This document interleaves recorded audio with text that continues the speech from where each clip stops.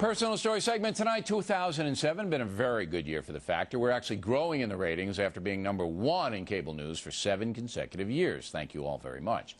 Now, this year we did a lot of enterprise reporting, but the heart of this program remains stopping the spin.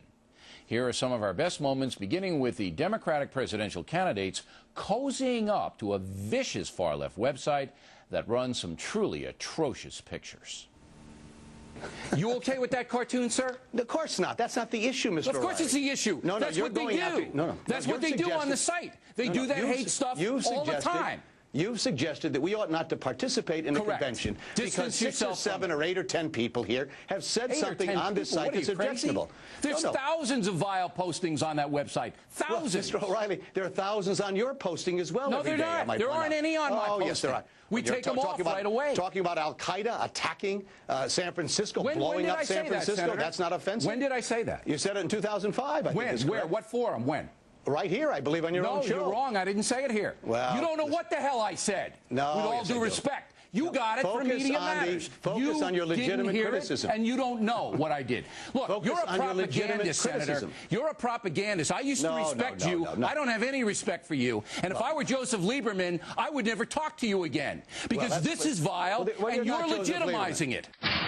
So you want to impeach President Bush and Vice President Cheney and I guess everybody else in there? Okay. No, actually, you want the House of Representatives to stand up for our Constitution, for the rule of law. All right. But there's got to be a crime in order to impeach anybody. And impeach the President and the Vice President. Okay, but there's got to be a crime in order to impeach anybody. So. No, I'm sorry. You don't know your constitutional history, Bill.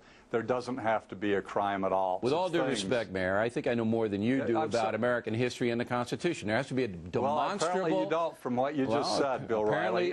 Apparently you're going to keep quiet and let me say something, and then you can respond. Well, I think I was responding to your question. You were, and you got your point across. Now, you have to have a demonstrable action by the president or vice president, which is a high crime or misdemeanor, that shows that they violated, the Constitution.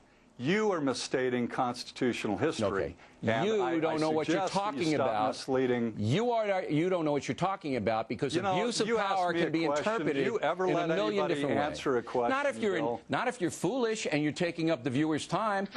You, Geraldo Rivera, with teenage daughters, are telling me that you are okay with somebody sneaking into the country, becoming drunk, get convicted of a DUI, and staying here. You're all right with that. My nightmare is my daughters having anything to do with a drunk. Let me finish my answer. My nightmare is my daughters having anything to do with a person driving drunk. That's my nightmare. Okay. American what the crime. Hell difference does it make? It makes plenty of difference. It does not. He doesn't have a right to be here. He didn't commit a felony. He doesn't have a right to be in this country. You like this, going around talking to pinheads like me? I won't let you use that name. I won't let you spin yourself that way here. No, you're not a pinhead. You're a gentleman. You're a gentleman. All right. It's easy to go around and talk about the film. And you don't mind, because they're all asking you dopey. You know what's tough is if you go in and you had a movie that you didn't believe in or that you didn't like, I'm sure that would be difficult. The other thing I'm going to do is I'm going to have you come out with me to help promote the film. Yeah. Yes. See, that will drive away, though. Depends where we go.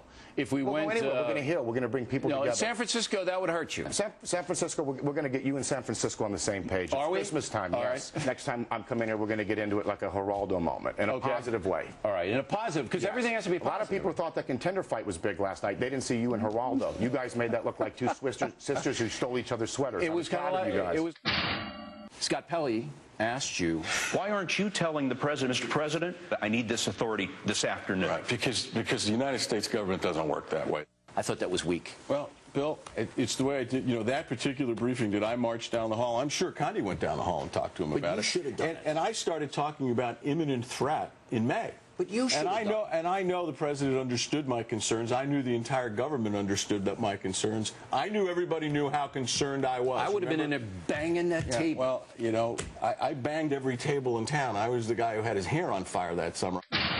If you're going to go out and say to millions of people, we got to get out of there now, then I'm going to come in and say, well, what happens if we do that? Do we put America in more danger? And it doesn't matter how you feel. You need to think about that. If you're asking my opinion, yes, then it does matter how I feel. No, you need to think about it. No, Bill. You need to think about it. That's how you do it. I don't do it that way. So you don't have a responsibility to back up how you feel. No, I have a responsibility to answer your question. I wasn't a fan of the war in Iran. I'm still not. I'm sorry, in Iraq. Right. I'm still not a fan of the war in Iraq. I think we went in under misguided ideals and with no real way to get out. Is it tough being you? It's hard for me to be you. I'll tell you that much. It is? Now, don't you owe me an enormous amount of money? Well, if I were imitating you, I would, Bill, but there's a difference between imitation and emulation. Let me tell you the difference, okay? Please. If you imitate someone, you owe them a royalty check. If you emulate them, you don't. There's a big difference. Check your lawyer. I will. Now, what is it exactly that you do on your program? Well, what I do, Bill, is I catch the world in the headlights of my justice, okay? Your middle name is Tyrone. It is. How could that possibly happen? Because I'm Irish, Bill. Have you ever been to French. Have you ever been there to isn't Tyrone? one Irishman Have you on ever earth been named Colbert. Have you ever been Con Colbert of the Easter Rebellion of 1916? Now you're Colbert again. I thought you had Who are good you? researchers. Are you Colbert or Colbert? Bill, I'm whoever you want me to be. All right. Love that.